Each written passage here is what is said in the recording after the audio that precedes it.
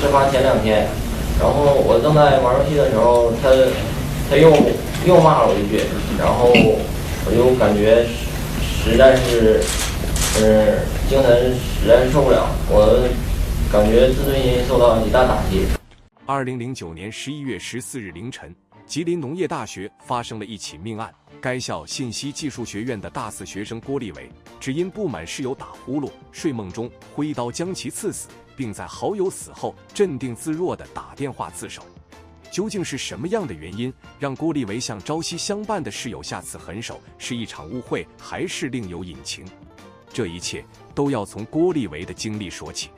郭立伟1986年出生在吉林省磐石市，他家境贫寒，父亲失业近20年，姐姐也还在上大学，家里全靠母亲在超市做保洁员的微薄收入来支撑全家的生活开销。不过好在寒门出贵子，这姐弟俩学习都很刻苦，都考上了不错的大学。这在农村既是负担，也是一件特别值得骄傲的事情。所以哪怕父母再苦再累，都要供养2个孩子上学。在进入大学第1年，郭立伟看着人人都有手机，心生羡慕，便告诉父亲，大学处处都离不开手机，向他年迈的父亲要走了一笔钱，给自己买了一部手机。父亲听到儿子这么说，当然是二话不说打了钱过去，生怕耽误儿子学习。但郭立伟却并没有用手机来学习，而是在宿舍里和室友们沉迷于游戏世界中。其中他最爱玩的一款游戏名叫《魔兽世界》，他越玩越上瘾，几乎每天都停不下来。也正因为这个游戏，他和同样沉迷于《魔兽世界》的赵岩成了游戏里的搭档，后面又从游戏里的话题延伸到生活和学习，大家都认为他们2个就是关系最好的朋友。赵岩是长春人，性格和郭立伟比较相似，都不是很喜欢热闹的人，再加上2人的共同爱好，十分顺其自然的就玩到了一起。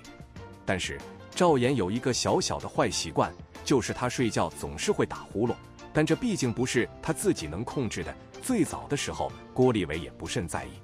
因为2人关系很好，偶尔1、2句玩笑话，这件事便被轻飘飘地接过去了。大1期末悄然来到，郭立伟因为长期沉迷于游戏，差点挂了科，这给他吓出了一身的冷汗。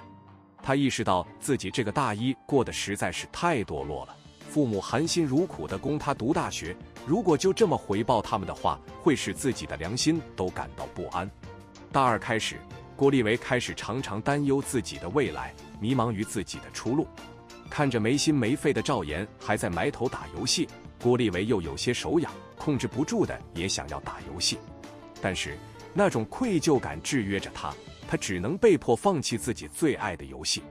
郭立伟给自己规定每晚都不能熬夜，但又因为焦虑和迷茫的情绪，常常一直到后半夜都不能入眠。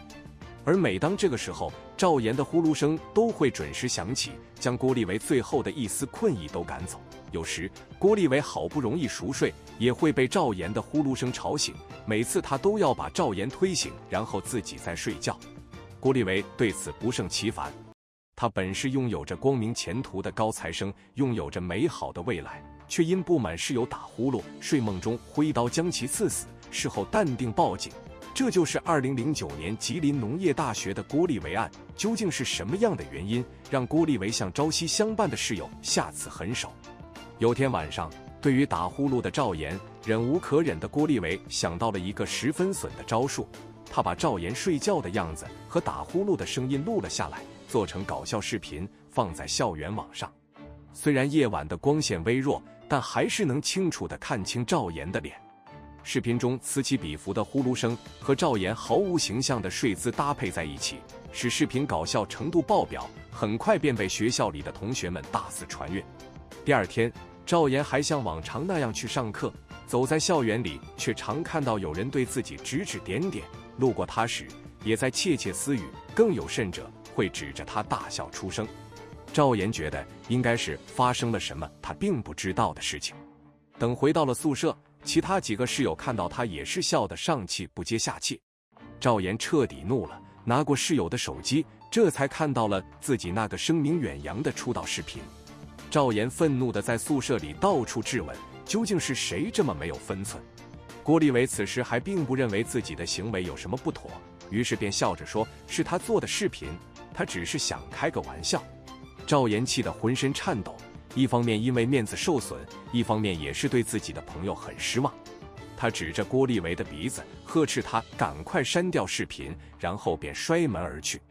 郭立维见赵岩这么开不起玩笑，忙删了帖子追出去，说要去跟他好好解释解释。一通解释下来，一句道歉的话都没有，反而一直在强调这只是个玩笑，让他不要那么放在心上，仿佛只有赵岩一个人有错，是他太小题大做，完全意识不到自己也有问题。郭立维这样的态度自然是没有得到赵岩的原谅。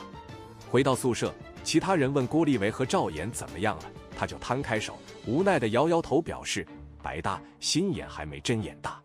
从那以后，二人关系正式破裂，不仅现实中见面互不理睬，连游戏都没有在一起玩过了。但郭立维不以为意，他依旧觉得是赵岩单方面闹小家子脾气，过几天就好了。但很明显，赵岩不是这么想的。一次，郭立维外出买饭回来，只是顺手带了个门，赵岩就一个翻身从床上跳下来，骂骂咧咧地说他关门的声音太大了。当时郭立维只是苦笑了一下，并没有反驳什么。还有一次，郭立维打开了很久没玩的游戏，开始闯关。游戏中有一个怪兽，他打了很久都没有打过，同一个游戏角色死了好几次。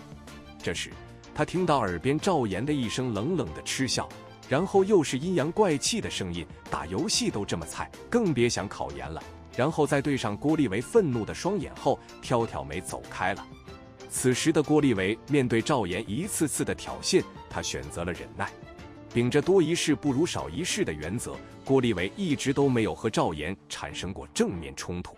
但赵岩并不认为郭立维是在忍让自己，他反而觉得是郭立维心虚，觉得他活该这样忍着自己。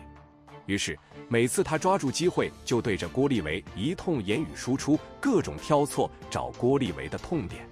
有时赵岩买了水果，也会故意不分给郭立维，还会固执地说上一句想吃自己买，没钱就别吃。此时郭立维感受到了莫大的侮辱，他十分羞恼。无人倾诉的他只能把这些情绪全部憋在心里，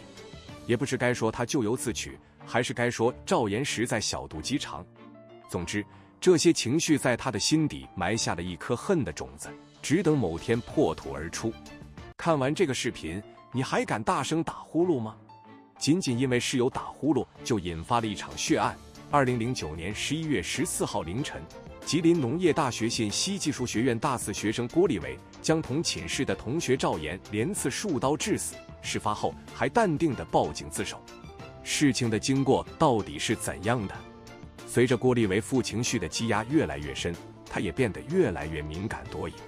一天，赵岩在寝室里举着手机骂魔兽世界中一个老是偷袭他的玩家，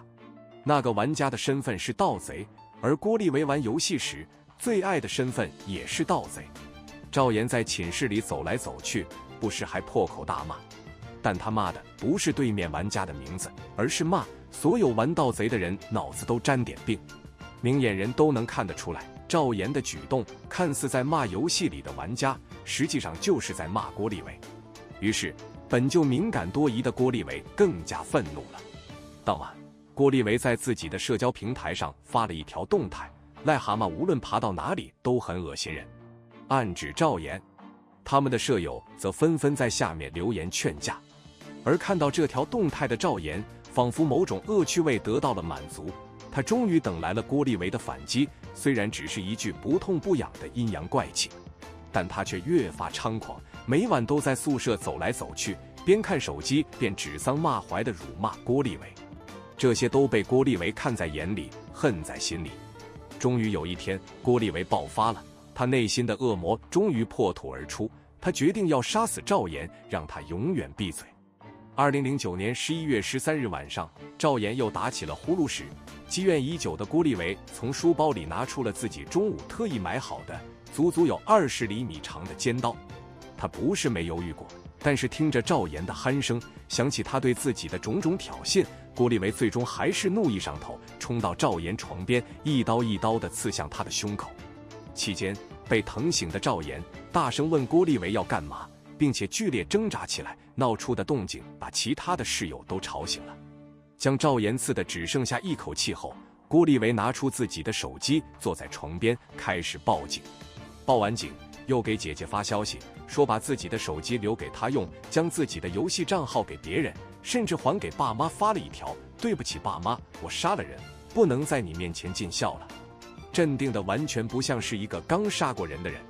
2010年3月25号上午，法院作出一审判决，判郭立维死刑延期2年执行，另外赔偿赵岩的父母27万元。对于这个判决结果，赵岩家人表示他们不服，会继续上诉。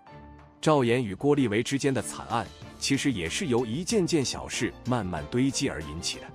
如果当初郭立维可以向赵岩道个歉，如果赵岩不那么咄咄逼人，可能这2个家庭也不会走到如今的地步。